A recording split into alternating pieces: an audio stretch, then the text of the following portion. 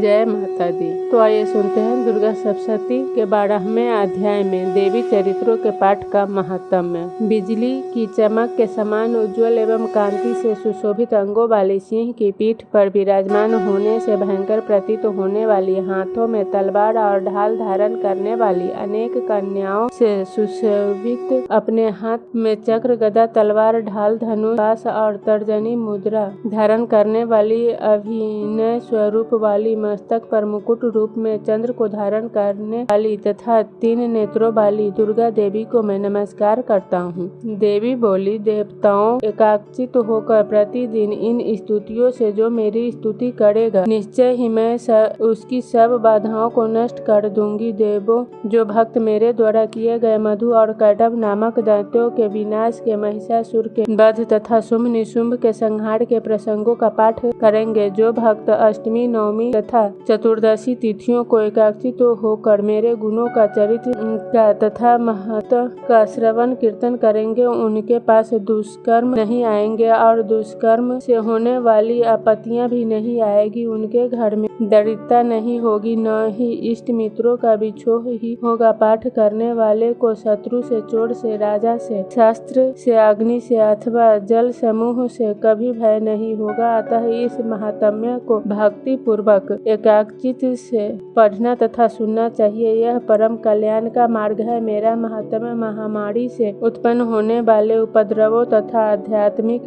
अधिभौतिक, अधिदैविक उत्पातों को शांत करता है। यह महात्म्य हमारे जिस मंदिर में भी प्रतिदिन भक्ति से विधि पूर्वक पढ़ा जाता है, उस स्थान को मैं कभी नहीं छोड़ती। वहाँ हमारी अस्थायी उपस्थिति रहती है। बलिदान, पूजन, हवन तथा महोत्सवों के अवसर पर इस महात्म्य के संपूर्ण चरित्रों का श्रवण करना चाहिए। ऐसा करने वाला मनुष्य के संपूर्ण चरित्रों को जानकर अथवा न जानकर भी जो बलि, पूजा और हवन करेगा, उसे मैं प्रसन्नता पूर्वक स्वीकार करूंगी। हे देवों, आश्विन के महीने में की जाने वाली मेरी वार्षिक पूजा के अवसर पर साधक को भक्ति युक्त होकर मेरे महात्म्य का आदर पूर्वक श्रवण, पठन, पाठन करना चाहिए। मनुष्य मेरी प्रसन्नता से निसंदेह सभी बाधाओं से छुटकारा पा जाएगा तथा धन, धान्य और पुत्र से परिपूर्ण रहेगा। मेरे इन महात्म्यों, ब्रह्माणी आदि कल्याणकारक प्रादुर्भावों और युद्ध स्थल के पराक्रमों को सुनने से मनुष्य निर्भय हो जाता है। मेरे महात्म्यों को सुनने वाला पुरुष के शत्रु नष्ट हो जाते हैं, कल्याण की प्राप्ति होती है तथा उनका कुल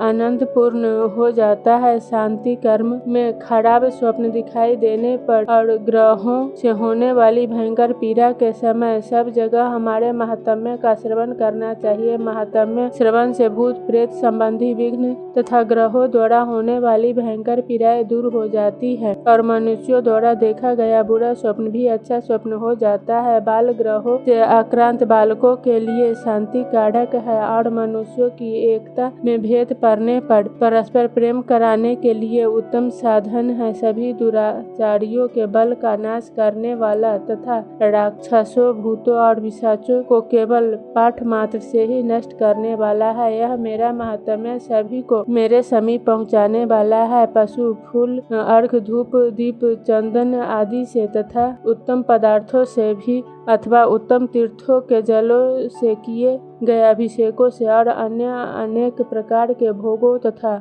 दानों से जो प्रसन्नता वर्ष भर में होती है, वह इस महात्म्य के एक बार सुनने से ही हो जाती है। यह महात्म्य सुनने वालों के पाप नष्ट हो जाते हैं तथा यह महात्म्य आरोग्य भी प्रदान करता है। मेरे ब्रह्माणी आदि प्रादुर्भावों का कीर्तन सभी प्रकार के भूतों से रक्षा करता है और युद्धों में दुष्ट दैत्यों का संहार भी है। उसके सुनने पर मनुष्य को शत्रु का डर नहीं रहता। देवताओं, तुम लोगों ने तथा ब्रह्म ऋषियों ने जो स्तुति की है, उसका परिणाम तुम लोगों ने देख ही लिया है, अर्थात मैंने तुम्हारे शत्रु का नाश कर दिया है। तुम देवों द्वारा, महर्षियों द्वारा तथा ब्रह्मा जी द्वारा की गई मेरी स्तुति से सबकी बुद्धि शुद्ध हो गई है। वस्तुतः वन में, सुनसान स्थान में, जंगल की आग से घिर जाने पर मेरे महात्म्य का स्मरण करने वाला प्राणी सर्वथा सुरक्षित हो जाता है। डाकुओं से घिर जाने पर, सुनसान जंगल में खो जाने पर, शत्रुओं द्वारा पकड़े जाने पर, सिंह, व्याघ्र आदि हिंसक पशुओं से आक्रांत होने पर मेरे महात्म्य का पाठ करने वाला सर्वथा सुरक्षित हो जाता है। राजा के क्रुद्ध हो जाने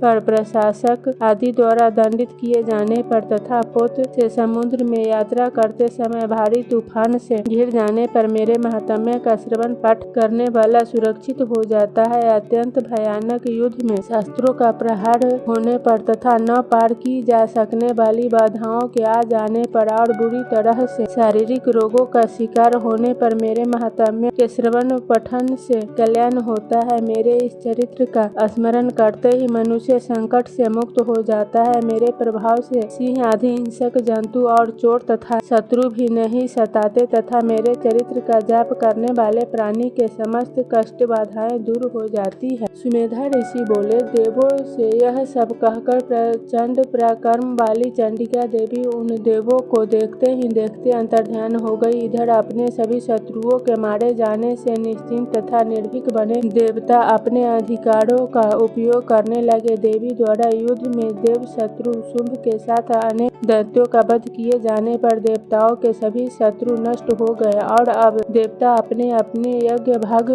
को भी ग्रहण करने लगे। युद्ध में देवी के हाथों संसार का विध्वंस करने वाले अत्यंत महान पराक्रमी तथा देवों के उत्पीड़क निशुंभ के मारे जाने पर बचे हुए दैत्यों का मनोबल गिर गया, अतः वह पाताल लोक में जा छिपे। हे राजन, वह अंबिका देवी अनस्वरा होती हुई भी बार बार प्रकट होकर इसी प्रकार संसार की रक्षा करती है। वही देवी संसार को मोहने वाली है, वही संसार की सृष्टि करती है तथा प्रार्थना करने और संतुष्ट होने पर मोक्ष विषयक ज्ञान और समृद्धि प्रदान करती है। हे राजन, महाप्रलय के समय में महामारी का रूप धारण करने वाली देवी महाकाली संपूर्ण ब्रह्मांड में व्याप्त है। वही देवी समय आने पर महामारी का रूप धारण करती है तथा उस समय सृष्टि न उत्पन्न करने वाला का भी रूप ले लेती है। वही नित्या देवी समय पर जीवों की रक्षा करती है। वही देवी जब मनुष्यों पर प्रसन्न होती है तो उनके घर लक्ष्मी के रूप में धन संपत्ति प्रदान करती है तथा वही दरिद्रता का विनाश करती है। फूल, धूप, चंदन आदि से अच्छी तरह पूजा करने तथा स्तुति करने पर वह देवी धन, पुत्र, धार्मिक बुद्धि तथा श्रेष्ठ गति प्रदान करती है।